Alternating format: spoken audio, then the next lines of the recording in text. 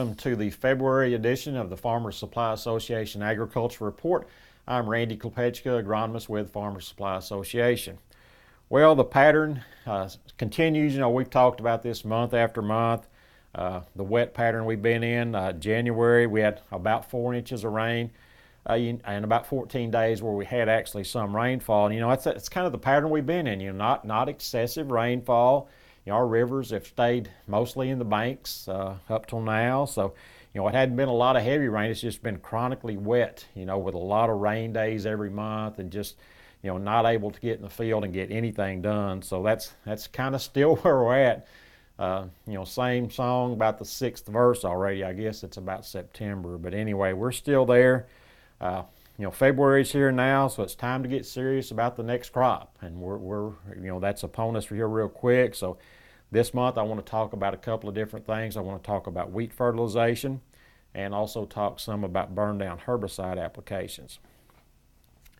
Now, some of you are probably out there saying, well, why is he talking about either one of those things? There's no wheat out there, and there's we got all our fields rutted up, so burn down applications aren't going to be a player this spring. But that's really not the case. Certainly not everywhere. There is some wheat out there. We're taping, I guess, on February the 6th. I've already had 2 calls this week on wheat fertilization, so there's wheat out there. And for the people that have wheat, it's pretty important to them. So we need to talk about that. On the burn down side, there's people out there saying, well, it stayed wet all fall. We harvested everything wet. We're all rutted up. There's not going to be any need for burn down applications. But, there's some instances where we're going to use burn down applications. I just thought of 3 real quick. There's some fields that aren't rutted that you can no-till if you want to no-till. So we've got some of those. Not that many. I mean, most fields are rutted, but we do have some of those. In some cases, if it stays wet like this and this winter vegetation keeps growing, we're going to probably want to make some burn down applications, just kind of try to keep that vegetation held back a little bit, make it more manageable where it can dry out and we can till it when the time comes. So that's another situation. And then some of these fields, hopefully we'll get in early enough to get some fields, worked up and smoothed down, floated down, and where we can stale seed bed them. And that's going to be, later on we're going to need some burn down applications for those types of fields. So, several situations where we're still going to be thinking about burn down herbicide applications this spring, hopefully. So, that's why I chose those 2 things to talk about this month. First, wheat fertilization. The timing of wheat fertilization, to me, should be based always, at least the starting of wheat fertilization, on how far along that wheat crop is.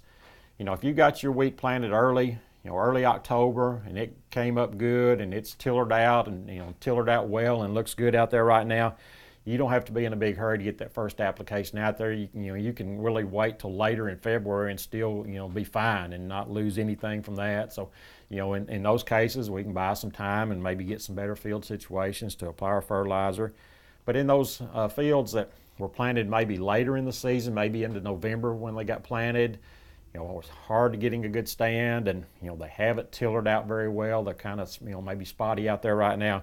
In those cases, if you're keeping that wheat, you need to get some fertilizer out there pretty quick to get some tillering stimulated. If they're thin especially, we've got to have tillers out there to make bushels. So we've got to get some, the way you stimulate tillering is get some nitrogen out there. So we're going to have to do that in these fields real quickly in order to get started. And I think there has been some wheat fertilized already this week, in situations like that. Looking at our total nitrogen recommendations, generally 120 units for most of our wheat that's grown on typical wheat ground, the sandy and sandy loam soils. Generally about 120 units is going to take care of you there.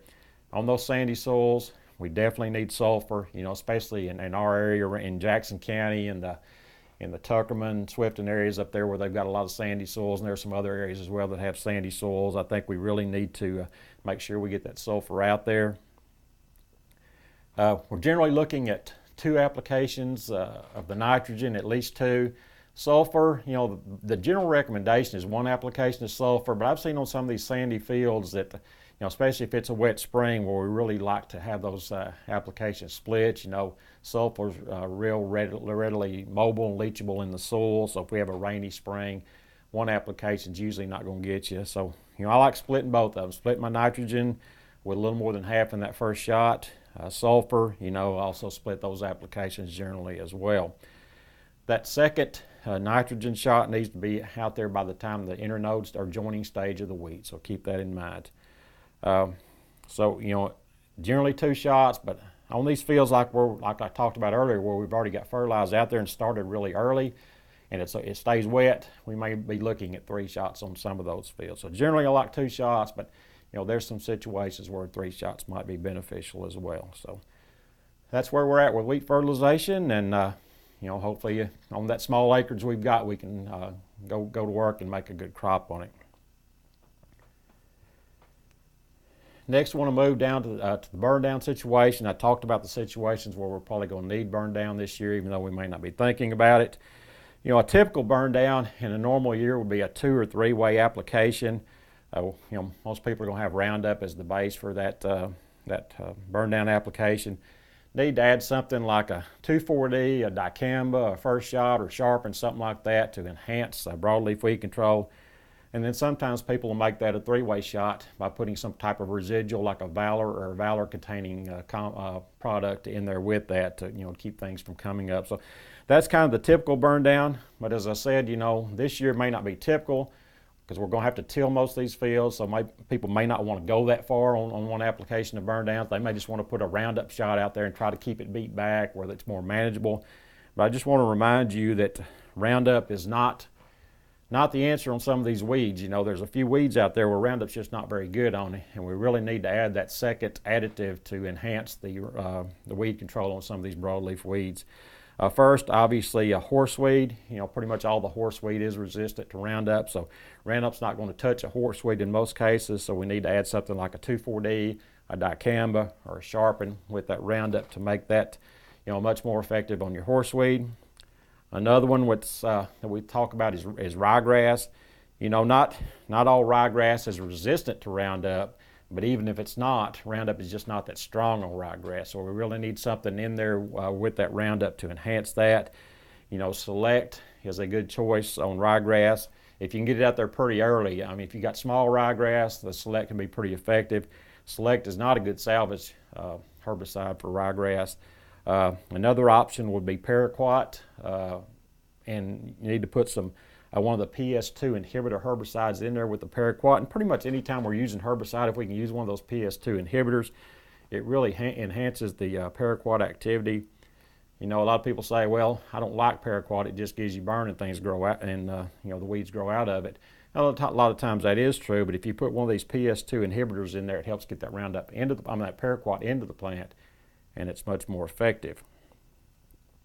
When we talk about the PS2 inhibitors, if you're going to plant soybeans, metribuzin is a PS2 inhibitor that you can use. If you're going to plant corn or milo, then atrazine is a PS2 inhibitor, and you can use that in front of milo or corn.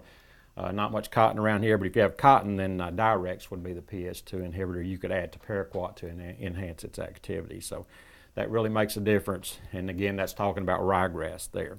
Select or paraquat plus a PS2 inhibitor. Some winter annual weeds, winter junk weeds we call them sometimes. Roundup's got decent activity on some of these, but sometimes you just want a little enhancement to make it better. Buttercup, cutleaf evening primrose, henbit, dock, Carolina geranium, all those weeds. Roundup's rated in that 6 to 7 at best range, so that's, it's got activity, but it could be better. And we can always add something like a 2,4-D, again, a dicamba, or first shot, or a sharpen in there with the Roundup and enhance our activity on those weeds. So that's kind of where we're at right now. Wheat fertilization already started.